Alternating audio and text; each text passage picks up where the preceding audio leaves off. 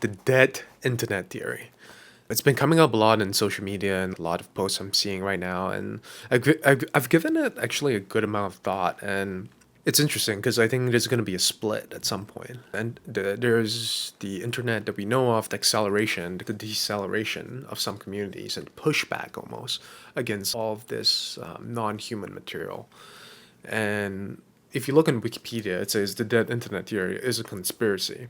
And I think anyone in their right mind now knows that it is not a conspiracy because you can easily automate these AI bots nowadays. Right now, it's probably still mostly human in terms of the actual content that's generated. But in the next 5 years, it's going to be 90% AI. And there's no way for you to tell because it's been trained on all of our comments and memes, linguistics. You just take all of human history and you just compress it into essentially what we call weights for the LLMs. And what's really incredible is this is moving at a pace so fast that I think everyone that I'm speaking to thinks that this is just going to be so incredibly quick, and it's unclear where everything is going to be in the next month. And that kind of brings out a lot of anxiety in people in terms of job security, in terms of how we think about things, in terms of what do we even do with our life. It brings up a lot of philosophical questions too, because what does it mean to be human? Is life a simulation? And honestly, it probably is at this point. If you just look at video games, you look at life, you look at everything that you see, it's almost like we're creating a simulation of ourselves that is creating a simulation of ourselves, and ad infinitum. It's almost like an inception level of simulations. But the problem is we don't know where we are in the simulation stack. And we were basically in the process, if we look at where we are from a technological trajectory, we are in the process of creating the next simulation, right? Because at some point, this AI stuff will be good enough that someone somewhere will have the great idea of saying, hey, all of this is so cool. Why don't I actually just create a fully artificial world based on this? Different personalities, different things, and have them play against each other. And what I'm also going to do is I'm going to dynamically simulate a 3D world with weather, geography, planets. It's all AI generated and all custom. And I'm going to play it back in time, essentially. Let's go back to 400 BC and let's just play it back in time. And given these parameters, these weights, let's create a million simulations of what could happen. In fact, I think what it could be a really good movie idea that I just thought of was that imagine if humanity is in the year 4000 right now. We are an incredibly technologically advanced society spanning across planets, but the universe is dying. And the universe is dying because of this scientific crazy ass like black hole or whatever the hell it is that's going to collapse the whole of the universe, and everyone's going to die, and it's not going to be 8 billion people, it's going to be 800 billion people. Now, what humans have thought of is like, damn, I don't have enough time to actually solve this. So what I could actually do is create a simulation of a kind of like Inception, right? Like if you remember Inception, if you go down every single level, kind of time dilates, I don't know what, 5 times, 10 times.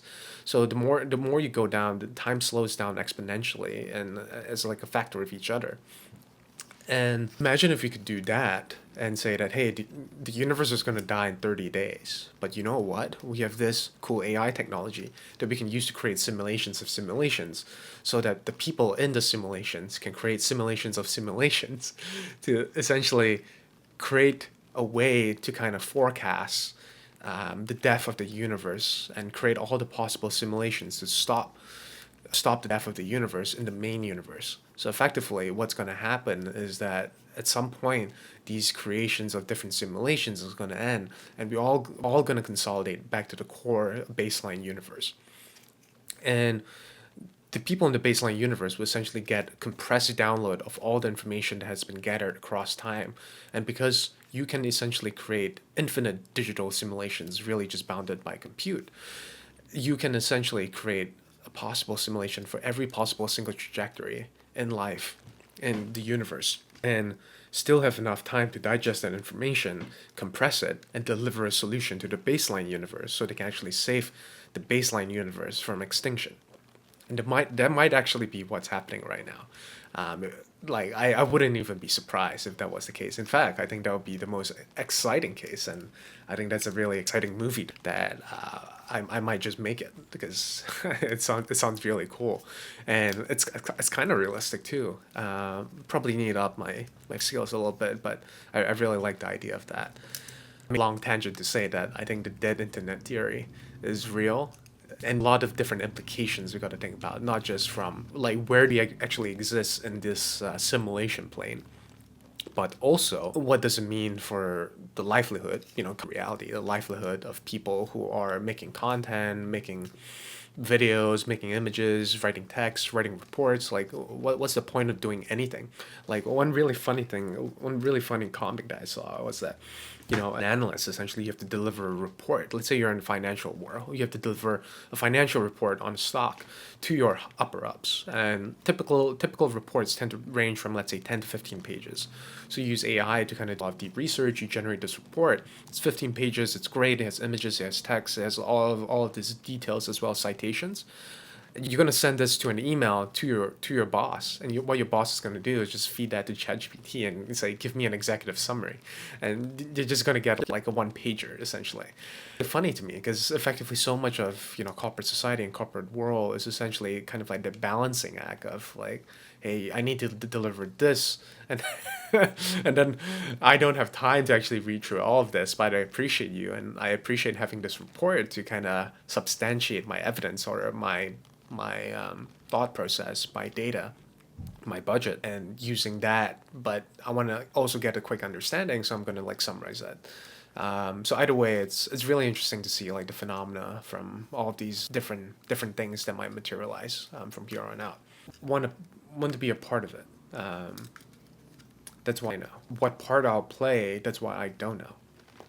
The problem with choice, and this is another thing. The problem with choice is that you can pick so many different options. It's like the world's your oyster. You can create an app, you can create a video, you can create like all kinds of different companies and images and text and video and like ideas and movies, short films, like anything that you want.